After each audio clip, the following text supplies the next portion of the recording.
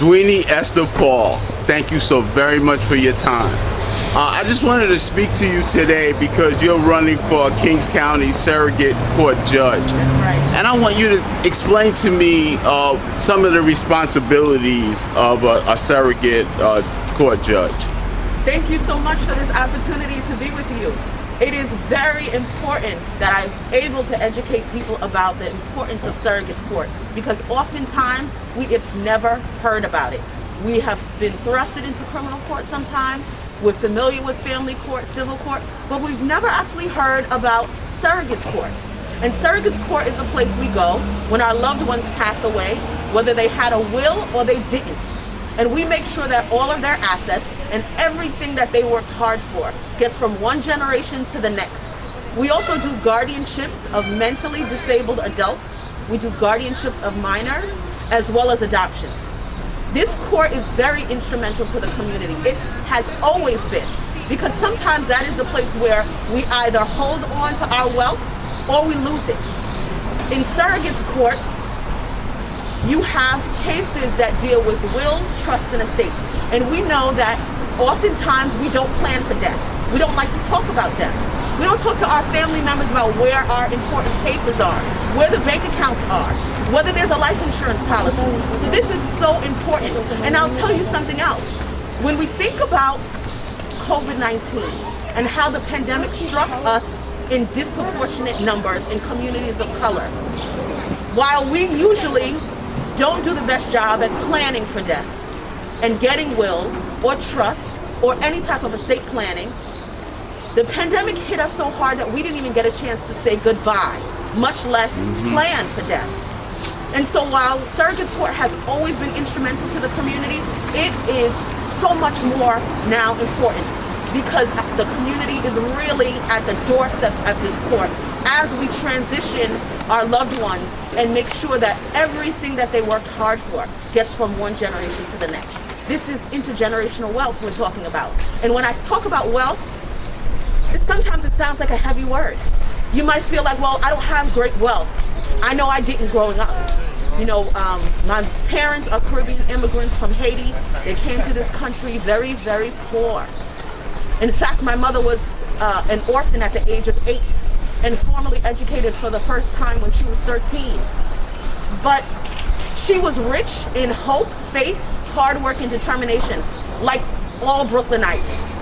And so this court is really about what it means for one generation to start from very humble beginnings and the next generation to have a head start in life.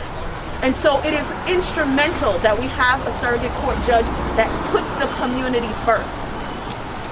So, secondly, I'd like to ask you a little bit about your legal background. Okay, so I'll say my journey to the bench actually started when I was very young. My first exposure was when I had an older brother. He went on a youth trip.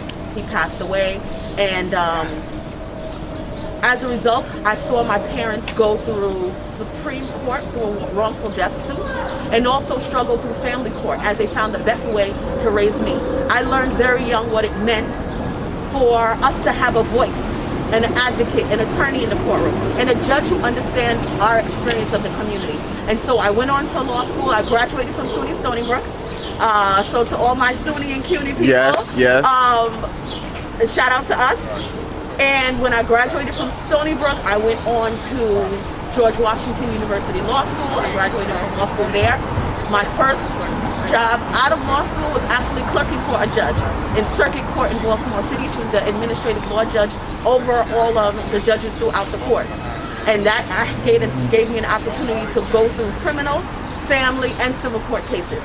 I came back to New York and became a civil litigator. And so I had cases and clients that involved all ranges, from small business owners to big corporations, from tenants to landlords. And I serviced the community in that regard for several years. And then during that process, I always remembered what it meant for my parents not to have access to justice. And so I was the director of community service for the Metropolitan Black Bar Association, putting together tremendous amount of programs and workshops. I actually founded the annual Community Law Day and the Young Men's Leadership Initiative. We did a ton of workshops and programs because it was so important to bridge that gap between the courts and the community. I sat on Community Court 3, and in addition to that, when I became a judge, I continued that work.